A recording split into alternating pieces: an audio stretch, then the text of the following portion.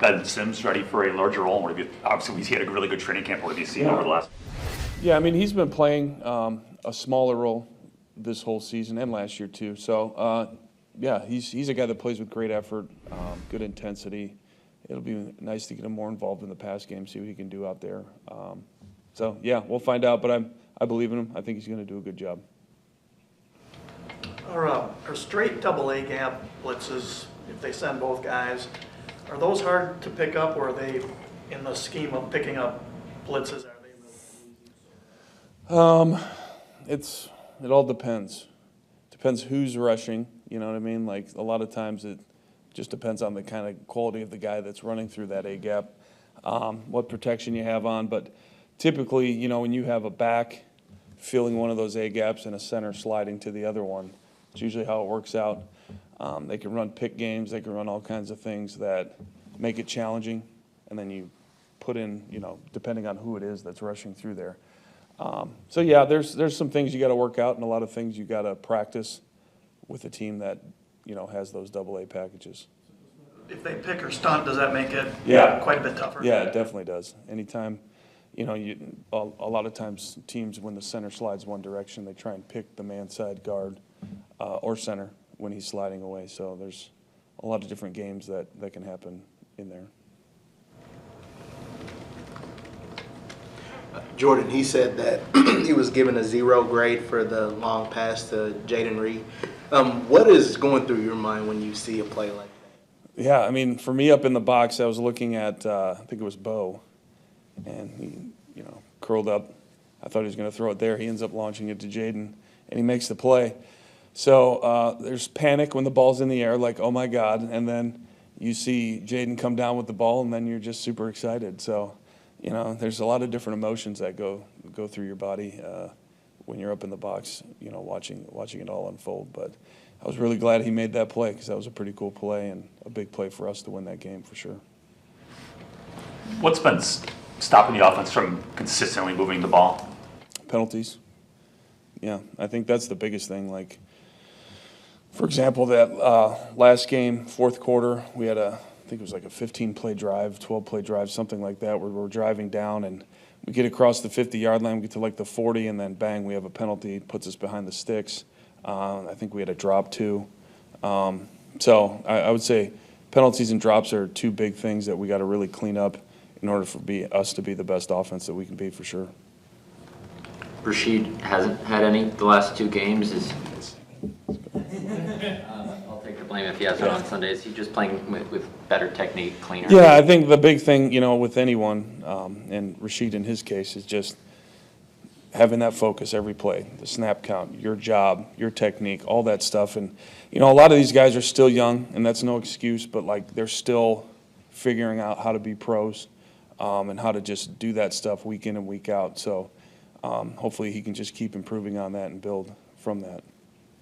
I'm not sure how far along health-wise Jordan Morgan is, but once you guys feel good enough about his health, do you want to go back to getting him a series, or do you feel like? Yeah, I mean, Jordan, I think his potential is extremely high. I think he's going to be a very good player. So it would be foolish of us not to try and push that along as quickly as possible, and the only way to really do that is to get him out there playing. So, yeah, I would anticipate as soon as he's ready to go, we'll get him out there in whatever role we can get him out there. What's been your approach with Romeo since he's been back this week? Well, I'm just glad to have him back, you know, and I'm not going to get into, like, what happened with any of that stuff. I'll let Matt kind of be the voice on that, but we're happy he's here. We're a better team with him, and we just got to make sure we're all moving in the same direction.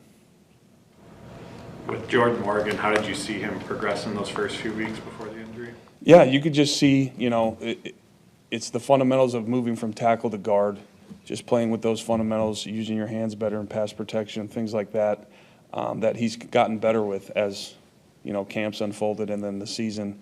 I still, you know, got to keep working in the run game. I think that's going to be a big thing for him to take the next step. So we just got to keep him moving along, keep him improving. But I'm excited about him. Did you know much about Fitzpatrick before you guys signed him? We brought him in 2 years ago for a 30 visit, So I met him there, sat down with him, and great kid. So I'm excited to see him and kind of see, where he's at. What do you think his strengths? He was good, big guy. He actually made some plays in the passing game for a bigger, wide-type body.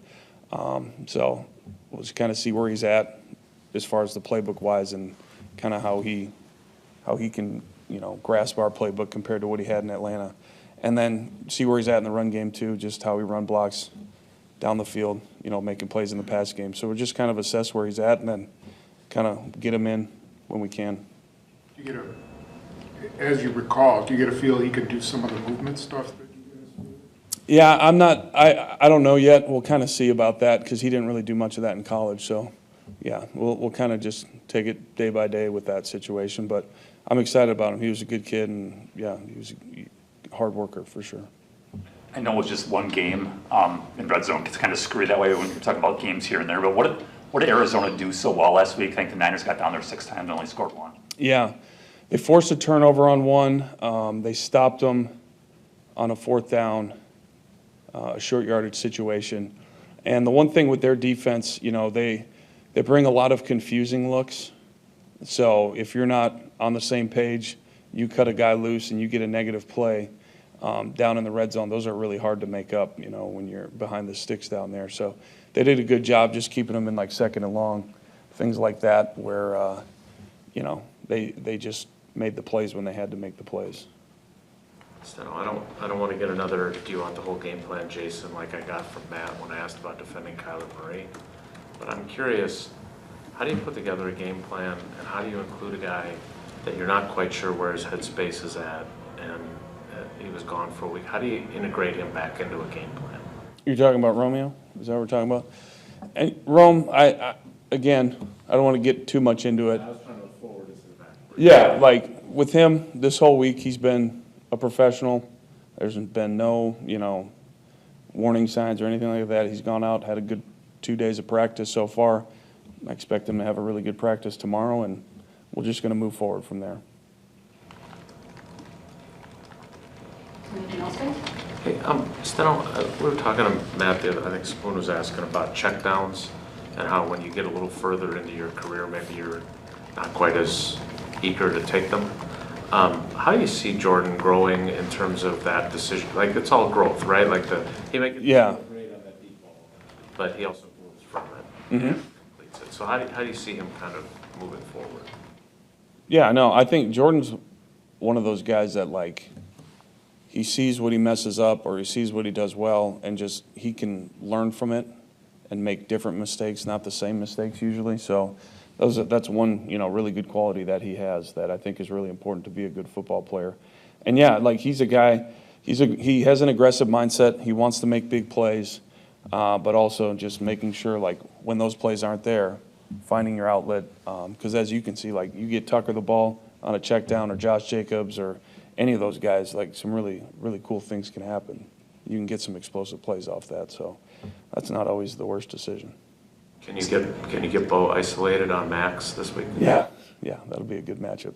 Matchup of the week right there. That's fun.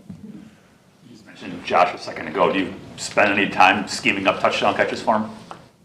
We've talked about that. Oh yeah, that's something that's on our minds for sure.